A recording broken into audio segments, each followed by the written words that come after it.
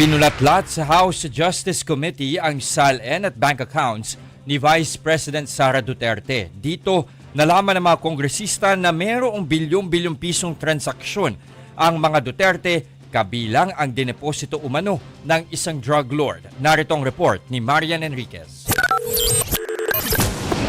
Press release online gusto, pero umattend sa hearing under oath ayaw. Ganyan ang patutsada ni House Justice Committee Chairperson Jervy Luistro kay Vice President Sara Duterte sa kanyang opening statement sa ikatlong araw ng impeachment hearing ng House Committee on Justice. Sa totoo lang, nagos na nga tayo. Tila ginagaslight pa tayo. Kung ayaw humarap ng Vice-Presidente, hayaan natin na ang mga numero ang magkwento. Sa pamamagitan ng mga numerong ito, malalaman natin ang tunay na pagkatao sa likod ng posisyon.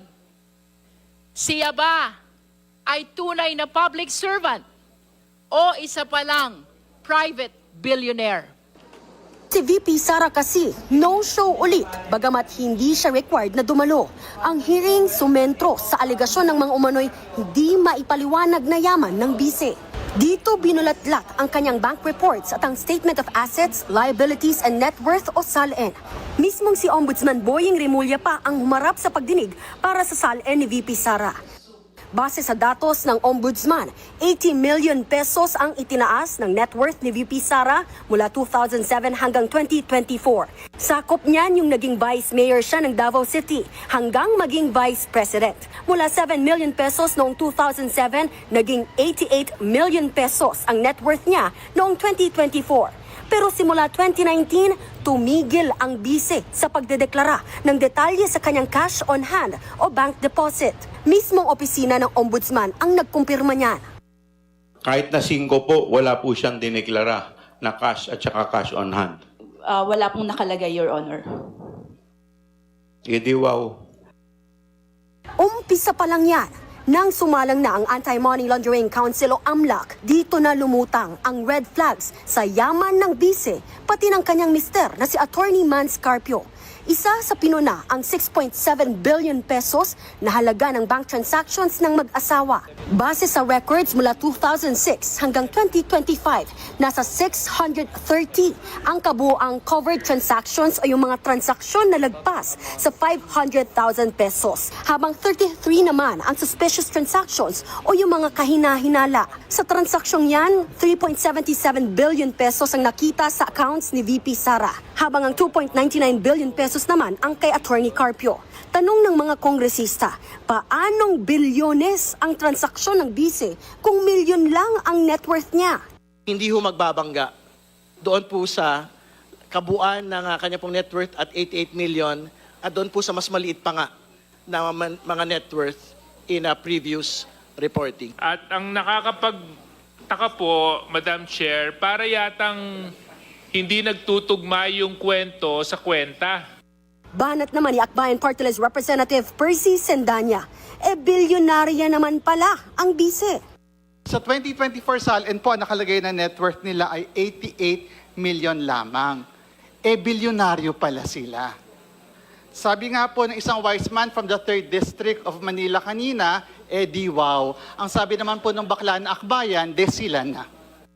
Dahil ungkatan ng bangko ang galaw ng pagdinig ngayon, umiksena ang kilalang kaalyado ng mga Duterte na si Sagip Party List Representative Paulo Marcoleta. Iginiit niya na kung walang court order, dapat hindi payagan ang pagsapina ng komite para sa mga sinasabing suspicious transactions. Pero belta ni Akbayan Party List Representative Shell Jokno, iba po yung exception sa court order sa exception in cases of impeachment. And I believe that the reason is very clear because we are here speaking of accountability of public officers. Bukod pa kasi sa mga suspicious transactions, ayon pa sa AMLAC, may 44 na confidential reports silang natanggap mula sa mga bangko mula 2017 hanggang 2026 kaugnay sa mga transaksyong may kaugnayan umano sa drug trafficking, graft at crop practices at malversation of public funds. Kaugnay ito sa mga lumabas sa pagdinig ng Quad Committee ng drug war ni dating Pangulong Rodrigo Duterte at pagkakasangkot umano ni Attorney Carpio sa 6.4 billion pesos na shabu importation noong 2017. Isa pang lumutang sa pagdinig ang isiniwalat ni dating Senator Sonny Trillanes, ang pagpasok umano ng pera sa pamilya Duterte galing umano sa mga drug lord. Ang kopya ng summary ng mga transaksyon sa bangko na nagpapakita ng mga payout ng kilalang drug lord na si Sammy Uy, kina Sara Duterte at sa mga malalapit na miyembro ng kanyang pamilya ay kalakip dito at ginawang bahagi ng salaysay na ito bilang Annex I. Si Sammy Uy ay isang kilalang political contributor ni Rodrigo Duterte at kilalang kasama o kasosyo ni Michael Yang. Aabot daw ang halaga sa 2.4 billion pesos mula 2003 hanggang 2016. Sabi pa ni Trillanes, may kopya siya ng naging transaksyon sa pamilya Duterte. Bukod sa mga dokumentong may kaugnayan sa mga accounts ni Rodrigo Duterte, binigyan din ako ni Ginoong Dimesa ng mga dokumentong nagpapakita ng mga bank accounts at bank transactions ng mga anak, manugang at common law wife ni Duterte na sina Sara Duterte, Paulo Pulong Duterte, Sebastian Baste Duterte, Maneses Manscarpio, Shelito Hanilet Abansenya, kasama ang kanyang anak na si Veronica Kitty. Nagbabalita mula sa Frontline, Marian Enriquez. News 5. Mga kapatid, ako po si Ruth Cabal. Dito tayo sa totoo, dito tayo sa True FM. Mag-follow at mag-subscribe din po kayo sa aming social media accounts at True Network PH. Diyan po yan sa aming X na dating Twitter, sa FB, sa Instagram, sa YouTube, sa TikTok at sa mga podcasts. At syempre, tutok din po kayo sa Signal True TV Channel 19.